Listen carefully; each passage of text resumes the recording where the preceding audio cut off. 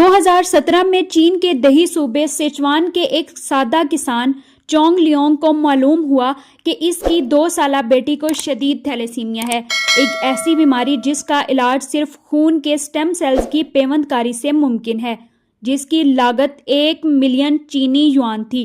चोंग और इसकी अहलिया ने अपनी तमाम जमा पूंजी खर्च कर दी, जमीन और घर का फर्नीचर बेच दिया, लेकिन इलाज अब भी इनकी इस्तात से बाहर था। दिन गुजरते गए और एक बाप को एक नाकाबिले बर्दाश्त सवाल का सामना करना पड़ा, अगर हम इसे ना बचा सके तो क्या होगा। मायूसी और बेबसी के आलम में चोंग ने अपने घर के करीब हाथों से एक छोटी सी कब्र खोदी। इसका ख्याल था, अगर तुम कभी मर जाओ तो मैं चाहता हूँ कि तुम्हें मौत से डर ना लगे। वो चाहता था कि बेटी इसके साथ इस सफर से गुजरे। बाप की बेबसी जीत रही थी। इस दिन से वो इसके पास सोता, मट्टी में इसके साथ खेलता, एक ऐसा मंजर जो मौत नहीं बल्कि मोहब्बत की सांस लेने की कोशिश थी। वीडियो वायरल हुई तो सारा चीन रो पड़ा।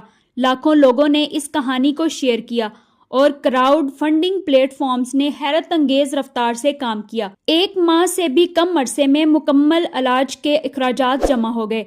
डॉक्टरों के मशवरे पर मां ने एक और बच्ची को जन्म दिया।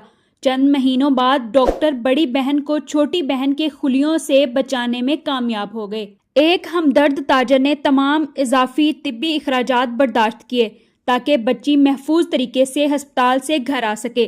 चोंग दोबारा इस कब्र के पास आया जहां वो कभी अपनी बेटी का इंतजार करता था, लेकिन इस बार वो इसे आसानी से अपनी बाहों में ले लेता है। उसने कब्र पर सूरजमुखी के बीज बिखेरे और मुस्कुराकर कहा, यहाँ मैंने अपनी बेटी को नहीं, अपने खौफ को दफन किया है।